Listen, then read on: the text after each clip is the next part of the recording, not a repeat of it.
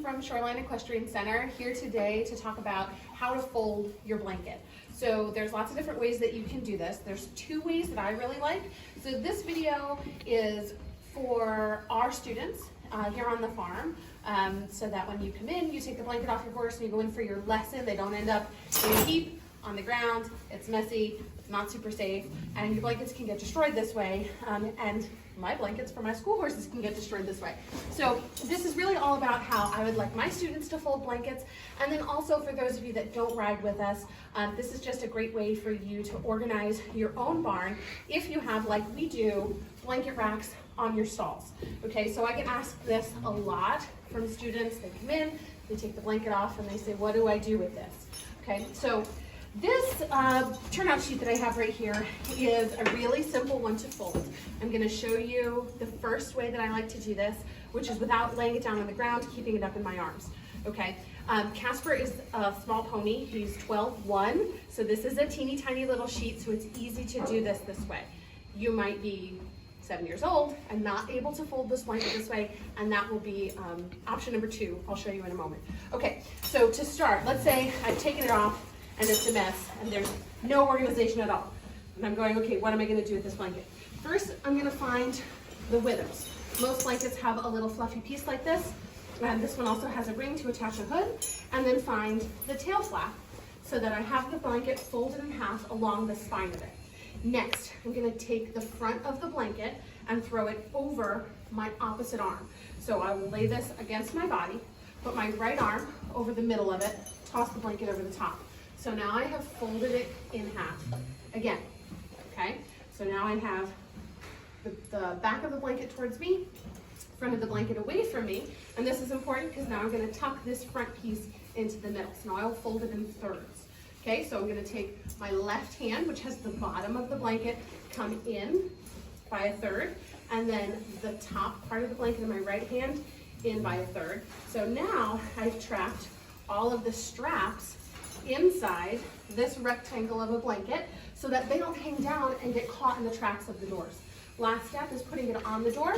So now I'll take this top part that I have in my right hand behind the door, up over the top and over, so that we have a beautiful, organized little rectangle of blanket. If you do have straps hanging down, I will sometimes rehook the leg straps back on the blanket if they're really long. If, like this, they don't hang all the way down to the ground, this is fine. Otherwise, you can take them and tuck them right back up again if you're a stickler for it looking pretty. Now, your door will look beautiful if you have your turnout sheet, your mid-weight, your cooler, and they're all in a beautiful little package of a blanket. So I'm gonna do that one more time at the speed that I usually use to fold a blanket, and you'll see how efficient this really is. Over the arm, fold in half, bottom, top, and done. All right, now maybe you're not riding a pony that's 12-1.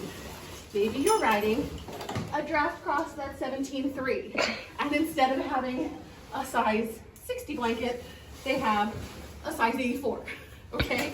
Now this one, I still do the same way. This is also a heavier weight. This is a mid-weight. That one is a sheet. So this has a higher fill. So it's bigger, it's bulkier, but I still do this one the same way. And if you are an adult-sized person, you should be able to do it this way also.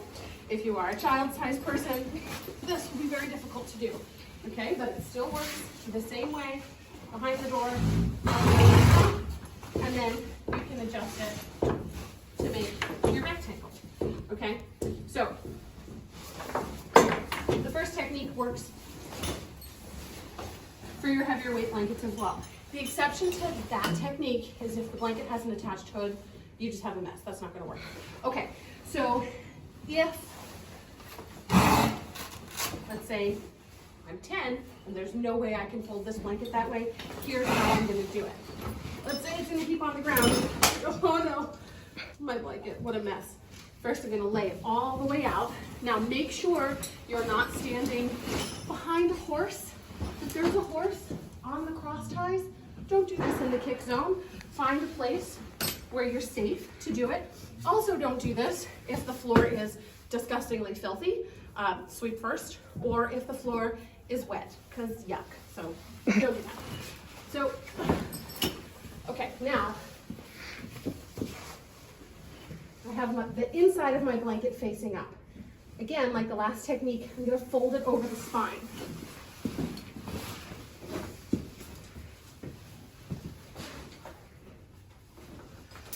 There we go.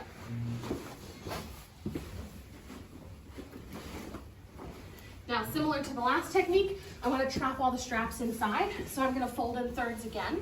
So now the bottom third is going to come up, and then I'll make sure that all of my straps are in, and then fold another third, like a blanket burrito.